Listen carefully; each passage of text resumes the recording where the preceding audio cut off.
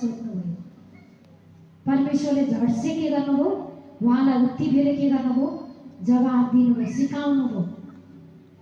परमेश्वरले देखाउनुभयो यो चीज सही हो, यो चीज खराब हो, यो चीज गलत हो, सिकाउनु भयो। त हब्बासँग पनि त्यो ताकत थियो, त्यो क्षमता थियो, उनले त्यो क्षमतालाई प्रयोग गरिन, उनले शैतानको कुरालाई प्रयोग गरिन्। हाम्रा गुरुले अवस्था बिग्रिँदाखेरि पनि शैतानको कुरालाई प्रयोग गर्नु भएन, परमेश्वर पिताकै कुरामा मन लगाइरहनु भयो। पिताकै वचनलाई खाना बनाउनु भयो, पिताकै वचन भएर चल्नु भयो, पिताकै वचनमा आफ्नो मन लगाउनु भयो, परमेश्वरलाई उत्साहित हुनुभयो, परमेश्वरलाई माग्नुभयो, परमेश्वरलाई नै सोध्नुभयो। तब परमेश्वरले के गर्नुभयो त? सही चिजहरू, सही कुरा, सही फोकस, सही मन, सही सोच, सही बुद्धि, सही ज्ञान कसले भन्नुभयो त? परमेश्वरले भन्नुभयो। सही कुरा कोबाट आउँछ त? परमेश्वरबाट आउँछ। किनकि हब्बाले कसको सुन्नुभयो? शैतानको सुने। त्यसैले शैतानले क्षणिक फाइदा देखाउँछ, तर धेरै बेफाइदाको काम गरेको हुन्छ। परमेश्वरमा क्षणिक दुःख होला, तर अन्त्यसम्म सुखको जीवन परमेश्वरले दिइसक्नुभएको। जसरी गुरुलाई आएको थियो, परिस्थिति बिग्रिएको थियो, तर पनि उहाँले संसारसँग सम्झौता गर्नु भएन, ईश्वरमा मन लगाउनु भयो, परमेश्वरमा मन दिनुभयो। जसरी एउटा धान, हामी अहिले धेरैले धान भित्राउनु भएको छ, यो धान भित्राउने समय पनि हो। त धान लिएर आउनुहुन्छ, सिधै त पकाउनुहुन्न। कसरी धान पकाएर खानुहुन्छ त? खानुहुन्न। त्यो धानको छिल्का, त्यो धानको भुसलाई के गर्नुहुन्छ? मिलमा लगेर अलग गर्नुहुन्छ। तब मिलले के गर्छ? धान एकतिर, भुस एकतिर, ढुटो एकतिर पारिदिन्छ। तब चामललाई ल्याएर मात्रै खानुहुन्छ। त्यस्तै जब ईश्वरमा मन लगाउनुहुन्छ, समस्या एकतिर, सतावट एकतिर, र आशीर्वाद र महिमा परमेश्वरले हामीतिर पारिसक्नु भएको हुन्छ। महिमा उन्नति हामीतिर परमेश्वरले पारिसक्नु भएको हुन्छ। त हामी के गर्छौँ? भुसलाई तर्काइदिन्छौँ। मिलले के गर्छ? भुसलाई तर्काइदिन्छ, ढुटोलाई पनि तर्काइदिन्छ। पहिला त मिसिएर बसेको हुन्छ, मिलेर बसेको हुन्छ, त्यो भुस, त्यो छिल्का पनि साथमै मिसिएर बसेको हुन्छ। त्यसकारण हामी के गर्छौँ? धानलाई सिधा ल्याएर पकाउँदैनौँ। हामीलाई यति बुद्धि हुन्छ कि जब त्यो भुस मिसिएको हुन्छ, तब त्यसले असर गर्छ, त्यसले कोर्छ, अप्ठ्यारो पार्छ। हामीलाई थाहा छ। त्यस्तै हामीलाई अप्ठ्यारो पार्ने सतावटहरू, रुकावटहरू, ऋणहरू, क्लेशहरू, डरहरू, कमजोरीहरू, खराबीहरूलाई परमेश्वरले के गर्नुहुन्छ? स्वर्गको मिल रूपी, परमेश्वरको वचन रूपी मिलले के गर्नुहुन्छ? खराबी जति सबलाई, भुसलाई तर्काए चाहिँ तर्काइसक्नुभयो। अनि चामललाई परमेश्वरले, जसरी हामी चामललाई के गर्छौँ? बोरामा या टिनमा या के चिजमा राखेर हामी के गर्छौँ? त्यसलाई एकदमै सुरक्षित बनाएर ल्याउँछौँ। त्यस्तै परमेश्वरले तपाईँ हाम्रो जगेर्ना गर्नुभएको छ, तपाईँ हामीलाई महिमा दिनुभएको छ, हजुर हामीलाई आशीर्वाद दिनुभएको छ। त्यसैले पिताले चिन्ता रूपी भुसलाई तर्काइसक्नुभयो, डर रूपी भुसलाई तर्काइसक्नुभयो, कमजोरी रूपी भुसलाई तर्काइसक्नुभयो। अनि आनन्द र सन्तुष्टि दिने उहाँको वचन हाम्रो जीवनमा पिताले दिइसक्नुभयो। धन्यवाद पिता, भइसकेको छ, पाइसके, तपाईँको महिमा प्रकट गरिसक्नुभयो। तपाईँले देखाउनु, तपाईँको महिमा प्रकट गर्नु। परमेश्वरले बुद्धि हाल्नुहुन्छ, परमेश्वरले ज्ञान दिनुहुन्छ। चल्दै जाँदा, हिँड्दै जाँदा यात्रामा विभिन्न परिस्थिति आउँछन्, तर परमेश्वरलाई धन्यवाद, हामी के गर्छौँ? त्यो परिस्थितिमा मन कमजोर गर्दैनौँ। हामी के गर्छौँ? ईश्वरमा मन लगाउँछौँ। तब परमेश्वरले आशा, भरोसा, मन, बुद्धि, चेतना सबै चिजमा बलियो बनाएर सामर्थ्य कामहरू प्रकट गरिसक्नु भएको छ। जसरी हामी गाडीमा चढ्छौँ, त्यो खाल्दा खुल्दा कठिनाई बाटो हामी आफै पार गर्नु पर्दैन, त्यो गाडीले पार गरिदिन्छ। किनभने हामी कहाँ छौँ त? गाडीभित्र छौँ, प्लेनमा चढ्छौँ। आएका त्यो बाटोमा आएका अवरोधहरू प्लेनले पार गर्छ, हामी आफै पार गर्नु पर्दैन। किनकि हामी कहाँ छौँ त? प्लेनभित्र छौँ। किनकि हामी कहाँ छौँ त? गाडीभित्र छौँ। त्यस्तै हामी कहाँ छौँ त? स्वर्ग स्थानभित्र छौँ। बाहिरको चिजले हामीलाई केही फरकै पर्दैन। बाहिर बाढी आओस्, भेल आओस्, असिना आओस्, हावाहुरी आओस्, केही फरक पर्दैन। किनभने हामी कहाँ छौँ? भवनभित्र छौँ। त्यो सबै चिजलाई केले झेलेको हुन्छ त?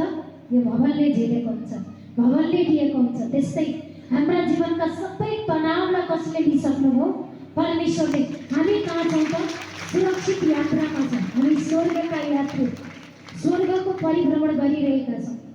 स्वर्गको यात्राको लागि परमेश्वरले हामीलाई के गर्नुभएको छ? जसरी एउटा गाडीको कन्डक्टरले के गर्नुहुन्छ त? त्यहाँ बाहिर गाडी लाग्छन्, तब भन्नुहुन्छ महेन्द्रपुल जाने गाडी, महेन्द्रपुल महेन्द्रपुल महेन्द्रपुल जाने आउनुहोस् भन्नुहुन्छ नि, उहाँले बोलाउनुहुन्छ नि। त्यस्तै तपाईँ हामी सबैजना स्वर्ग जाने गाडी, स्वर्ग जाने यात्रा आउनुहोस् भनेर बोलाउने मध्येका हामी सबैजना। संसारमा छिरोइएका, संसारमा बाटो बिराएका, संसारमा लत्रेका, संसारी कुरा खाँदा खाँदा कमजोर भएकाहरूलाई स्वर्गको यात्रामा बोलाउने स्वर्गका कन्ट्याक्टर तपाईँ हामी। परमेश्वरले तपाईँ हामीलाई त्यो सामर्थ भन्नुभएको छ, सबलाई स्वर्गको लागि बोलाउनु भएको छ। पिता धन्यवाद, भइसक्यो, बोल्नुभयो, भइसकेको काम पिताले प्रकट गरिसक्नुभयो। अब हाम्रो आफ्नो जीवनमा अल्झिनुपर्ने, आफ्नो जीवनको लागि सोच्नुपर्ने, आफ्नो जीवनको समाधानको लागि मन खराब गर्नुपर्ने, मन कमजोर गर्नुपर्ने यो दुनियाँमा होइन। जति सक्छौँ मनको लगाऊ, परमेश्वरमा लगाऊ। जति सक्नुहुन्छ विश्वास कोसँग गर्नुहोस्? परमेश्वरसँग गर्नुहोस्। जति ईश्वरमा विश्वास गर्छौँ त्यति हाम्रो फाइदाको जीवन कसले दिनुहुन्छ? परमेश्वरले। त्यसैले महिमामा आयो, हालत आयो, समस्या आयो, एक हालत गयो फेरि अर्को आयो, अर्को गयो फेरि अर्को आयो। त्यो हालत त आइ नै रहन्छ, तर त्यो हालतमा आफ्नो मनको पाइला नराख्नु। मेरो बाटो नै फरक हो, यो हालत मलाई होइन, यो मेरो होइन। मेरो बाटो, मेरो मार्ग भनेको फरक हो। म मान्छे नै फरक हो। म भित्र स्वर्गको कानुन चलेको छ, म भित्र स्वर्गको नियम चलेको छ, म भित्र स्वर्गको वचन चलेको छ, म भित्र स्वर्ग छ। मेरो ईश्वर हुनुहुन्छ, मेरो पिताजी हुनुहुन्छ, मलाई मेरो पिताले चलाउनु भएको छ। पिता तपाईँले के राख्नु भएको छ देखाउनुहोस्। परमेश्वरलाई धन्यवाद गर्नु, आफ्नो मनको पाइला स्वर्गको बाटोमा राख्नु, ईश्वरको बाटोमा राख्नु, महिमाको बाटोमा राख्नु। तब परमेश्वरलाई धन्यवाद। हालत आयो आएन त्योपट्टि तपाईँले मन लगाएर उसको बाटोमा आफू हिँड्नै पर्दैन। आफ्नो उसको बाटोमा आएका कठिनाइपट्टि आफ्नो मनको पाइला राख्नै पर्दैन। आफ्नो मनको पाइला ईश्वरमा लगाउनु। परमेश्वरलाई धन्यवाद। उसको बाटोमा त्यो हालत चलेको छ भने मेरो बाटोमा त स्वर्गका महान महान ठुला ठुला उत्तम कामहरू, ठुला ठुला महिमाहरू, ठुला ठुला आशीर्वादहरू, ठुला ठुला कामहरू परमेश्वरले मेरो लागि तयार पार्नु भएको छ। हालतभन्दा डबल महिमा चलेको हुन्छ। हालतमा डुबाउने खराबीभन्दा हालतबाट उठाउने परमेश्वर झन् बढी शक्तिशाली हुनुहुन्छ। त्यो शक्तिशाली परमेश्वर, यो महिमाको स्रोत, यो महिमाको दाता हामीसँग हुनुहुन्छ, हाम्रो लागि हुनुहुन्छ।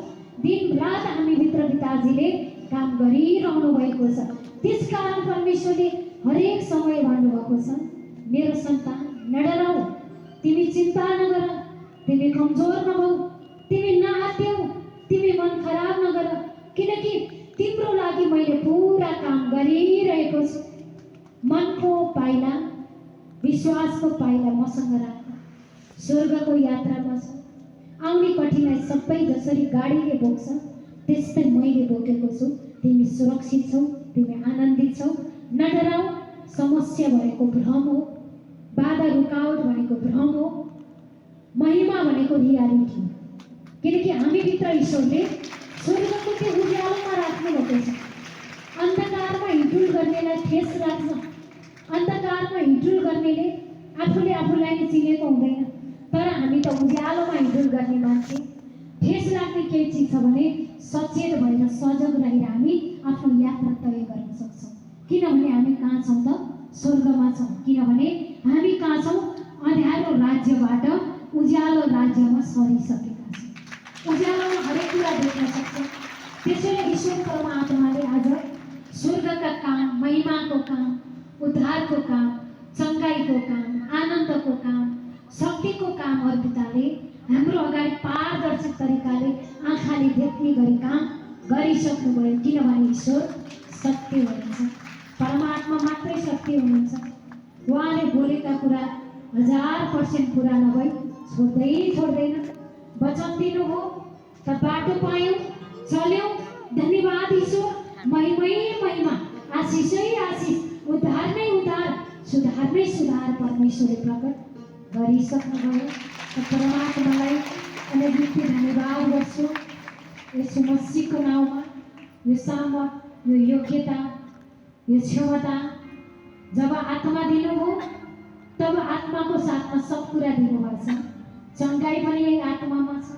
परमेश्वरले पवित्र आत्मा दिनुभयो, चङ्गाइ पनि छ, बुद्धिका कुरा पनि छ, ज्ञानको कुरा पनि छ, अन्य भाषा पनि छ, होइन? सबै खालका एकदमै आत्माहरू छुट्याउन सक्ने शक्ति पनि छ। यो सबै क्षमता केमा छ? यो आत्मामा छ, पवित्र आत्मामा छ। पवित्र आत्मा त दिनुभयो, चलाउनु त पर्यो। फोन छ, लाखौँ हालेर फोन किन्नु भएको छ, त्यसलाई चलाउन जान्नुभयो भने फाइदा पाउनुभयो। चलाउन जान्नु भएन भने त्यो फोन त छ तर त्यसको फाइदा छैन। जब चलाउन जान्नुभयो त्यहाँ विभिन्न खालका एप्सहरू छन्, ती एप्सबाट हामीलाई के हुन्छ? धेरै फाइदा हुन्छ। त्यस्तै पवित्र आत्मा पिताजीले दिनुभयो। अब पिताले दिनुभएको यो आत्मालाई जब प्रयोग गर्छौँ, जब सञ्चालन गर्छौँ, प्रयोग गर्ने तरिका के हो त? अन्य भाषा। जब अन्य भाषा गर्छौँ तब ईश्वरले दिएका हरेक वरदानहरू पुरा एक्टिभेट भएको हुन्छ, सुचारू भएको हुन्छ। तब जो आत्मामा परमेश्वरले दिनुभएको छ सबै खालका कामहरू हाम्रो जीवनमा एक बाई एक गरेर पिताले प्रकट गरिसक्नु भएको छ। धन्यवाद गर्छु पिता, हजुरलाई अनगिन्ती धन्यवाद गर्छु यसो मसीहको नाउँमा। परमेश्वरले त्यसकारण आज उहाँको स्वर्गको राज्यमा स्वर्गका खजाना, स्वर्गका भोजनहरू तयार पारेर मेरो बच्चा, मेरो भोजनलाई, मेरो खानालाई खानको लागि आऊ, म तयार छु। तिमीले मन तयार पार, विश्वास गर, मेरो कामलाई विश्वास गर, समाधानलाई विश्वास गर, मैले सबै कुरा गर्न सक्छु भन्ने मन बनाऊ। तब तिम्रो लागि विश्वास गर्नेको लागि कुनै कुरा पनि कठिन छैन। जसरी गुरु येशू मसीह पत्रुसको साथमा हुनुहुन्थ्यो, कर उठाउने मानिसहरूले त पत्रुसलाई सोधे कि के तिम्रा गुरुले कर उठाउँछ, कर तिरेका छ, कर दिएका छ? त कसले सोधे त? कर उठाउने मानिसले सोधे। कसलाई? पत्रुसलाई सोधे, सिमोन पत्रुसलाई। तब सिमोन पत्रुसले भन्नुभयो तिर्न सक्नुहुन्छ, तिर्नु भएको छ। तब गुरुले भन्नुभयो कि कर कसले तिर्छ भन्दा आफ्नोलाई, जस्तै आफूले त तिर्दैन अर्कोले तिर्छ। जस्तै उदाहरणले मेरो छोरा, मेरो छोरी, मेरो छोराछोरीलाई मैले कर तिर्न लाउँछु त लाउँदिनँ। मेरो छोराछोरीले त सजिलैसँग हकले उनीहरूले मसँग भएको सम्पत्तिलाई उपभोग गर्छ। तिनीहरूले कर तिरेर, ट्याक्स तिरेर अनि मेरो सम्पत्तिलाई उपभोग गर्छन् त? गर्दैनन्।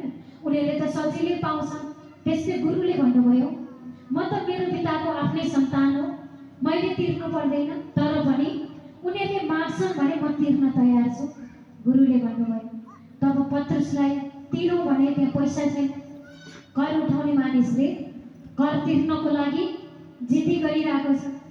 तब गुरुले भन्नुभयो सिमोन पत्रुस त माछा मार्ने मान्छे। तब भन्नुभयो समुद्रमा जाऊ, खोलामा जाऊ अनि माछा मार, माछा मार। माछा मारिसकेपछि माछाको मुखबाट तिमीले पैसा पाउनेछौ। तब त्यहीलाई लगेर तिमीले के गर? करलाई चुक्ता गर, करलाई लगेर तिर। हैन। त पत्रुस जानुभयो समुद्रमा खोलामा जानुभयो। गइसकेपछि गुरुले जो भन्नुभयो गर्नुभयो। माछा मार्नुभयो।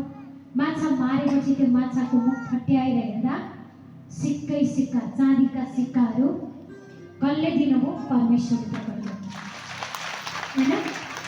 त पत्रुसको सङ्गत कोसँग भयो? आशिषित व्यक्तिसँग भयो।